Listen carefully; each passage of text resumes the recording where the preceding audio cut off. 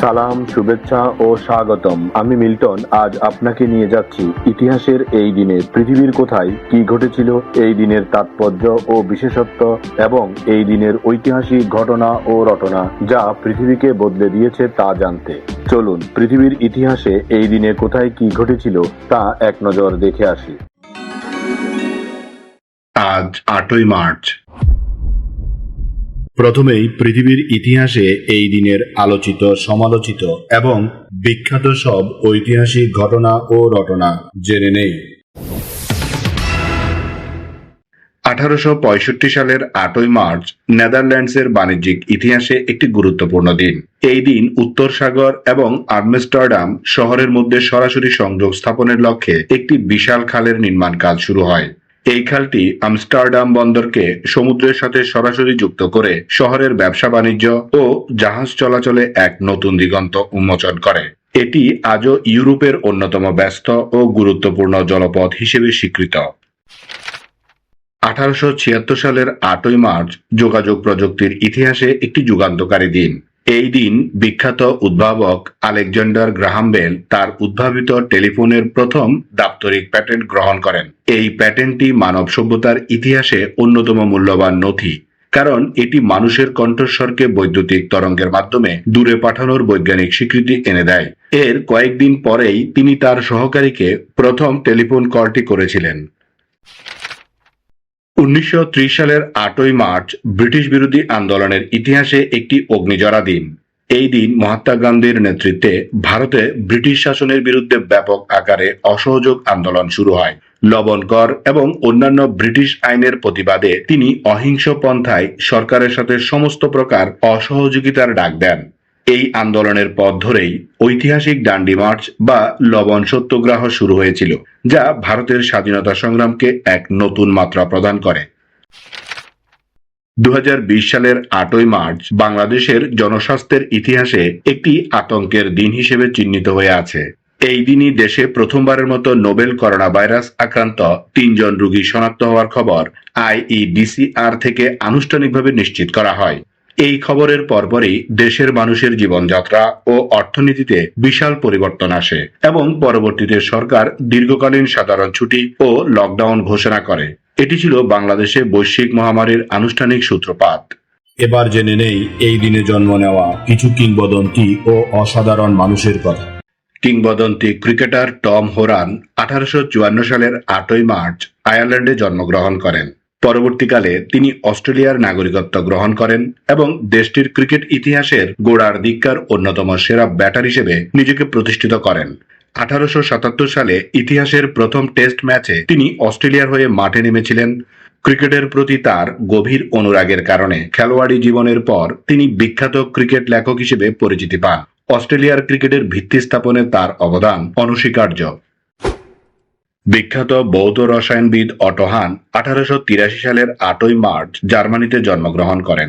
তাকে পারমাণবিক রসায়নের জনক বলা হয়। 1938 সালে তিনি নিউক্লিয়ার ফিশন বা পারমাণবিক বিভাজন আবিষ্কার করেন, যা বিজ্ঞানের ইতিহাসে এক নতুন যুগের সূচনা করে। এই যুগান্তকারী আবিষ্কারের জন্য 1944 সালে তাকে রসায়নে নোবেল পুরস্কার প্রদান করা হয়। যদিও তার আবিষ্কারকে কাজে লাগিয়েই পরমাণু বোমা তৈরি করা হয়েছিল, কিন্তু তিনি ব্যক্তিগতভাবে পারমাণবিক অস্ত্রের বিরোধী ছিলেন এবং বিশ্ব শান্তির পথে আজীবন কাজ করে গেছেন। বিশিষ্ট বাঙালি সাহিত্যিক রায়কুমার মুখোপাধ্যায় 1956 সালের 8ই মার্চ জন্মগ্রহণ করেন। তিনি বাংলা সাহিত্যের ধারায় একজন অত্যন্ত প্রভাবশালী কথাসাহিত্যিক, ঔপন্যাসিক এবং দক্ষ ছোট গল্পকার। তার লেখায় গ্রামীণ বাংলার সমাজ ব্যবস্থা, মানুষের জীবন সংগ্রাম এবং মনস্তাত্ত্বিক টানাপোড়েন অত্যন্ত নিপুণভাবে উঠে এসেছে। সাহিত্যের পাশাপাশি তিনি দীর্ঘ সময় সাহিত্য একাডেমির মতো গুরুত্বপূর্ণ প্রতিষ্ঠানের সঙ্গে যুক্ত থেকে বাংলা ভাষার সমৃদ্ধিতে কাজ করেছেন। মাদারীপুরের উপাখ্যান এর মতো তার কালজয়ী সৃষ্টিগুলো পাঠক মহলে আজও অত্যন্ত জনপ্রিয়।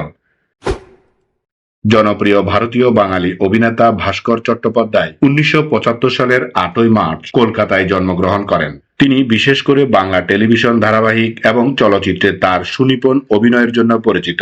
বহু বছর ধরে তিনি নিজের অভিনয় দক্ষতা দিয়ে পশ্চিমবঙ্গের প্রতিটি ঘরে ঘরে নিজের জায়গা করে নিয়েছেন।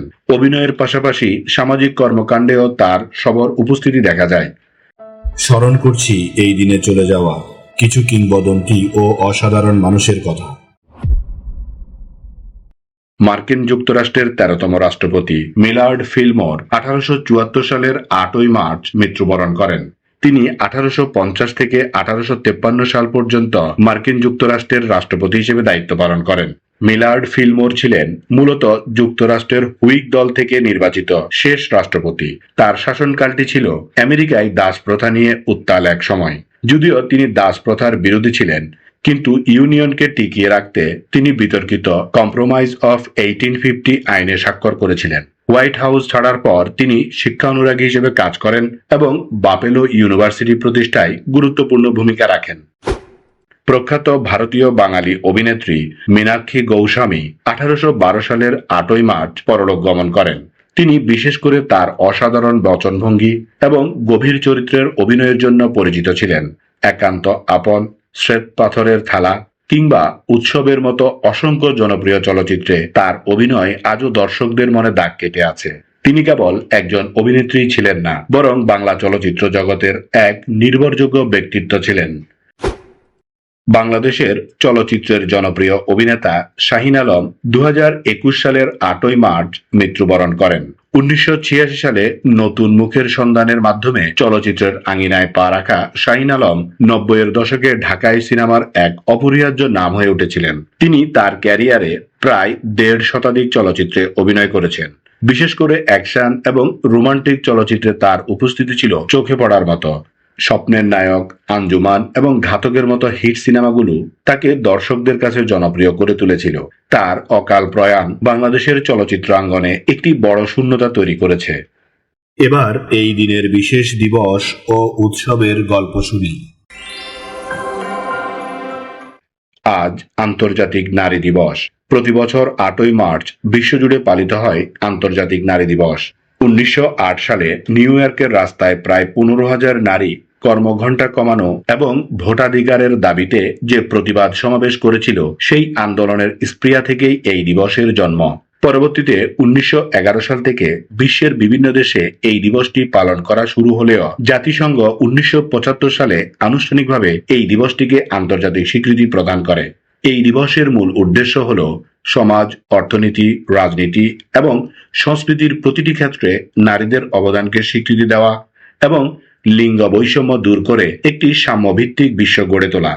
প্রতিবছর জাতিসংঘ একটি নির্দিষ্ট প্রতিপাদ্য ঘোষণা করে, যা নারীর ক্ষমতায়ন ও সুরক্ষা নিশ্চিত করার লক্ষ্যে কাজ করে। এটি কেবল উৎসবের দিন নয়, বরং নারীর শিক্ষা, স্বাস্থ্যের অধিকার এবং সকল ধরনের সহিংসতা ও বৈষম্যের বিরুদ্ধে রুখে দাঁড়ানোর একটি বৈশ্বিক অঙ্গীকারের দিন। বর্তমান বিশ্বে নারীর জয়যাত্রাকে ত্বরান্বিত করতে এবং তাদের অদম্য সাহসের প্রতি শ্রদ্ধা জানাতে এই দিবসটির গুরুত্ব অপরিসীম। এই দিন আমাদের জীবনের ঐতিহাসিক, প্রাকৃতিক, শৈল্পিক, সাংস্কৃতিক, সাহিত্যিক, রাজনৈতিক, বিজ্ঞান, গবেষণা, আন্দোলন, উৎসব, অর্জন, খেলাধুলা, সুখ দুঃখ, হাসি কান্না, আনন্দ বেদনা, পাওয়া না পাওয়া, মায়া মমতা, ভালোবাসায় ভরা সুখকর স্মৃতিময় একটি সুন্দর দিন। চলুন এই দিনটি উপভোগ করি। আগামীকালকের তারিখে পৃথিবীর কোথায় কি ঘটেছিল তা জানার আমন্ত্রণ জানিয়ে আজকের গল্প এখানেই শেষ করিলাম। লাইক, শেয়ার আর সাবস্ক্রাইব করার দায়িত্ব আপনার। আমি শুধু বলিব, নিজের, পরিবারের, প্রতিবেশীর ও পরিবেশের যত্ন নিন। ধন্যবাদ। খোদা হাফেজ।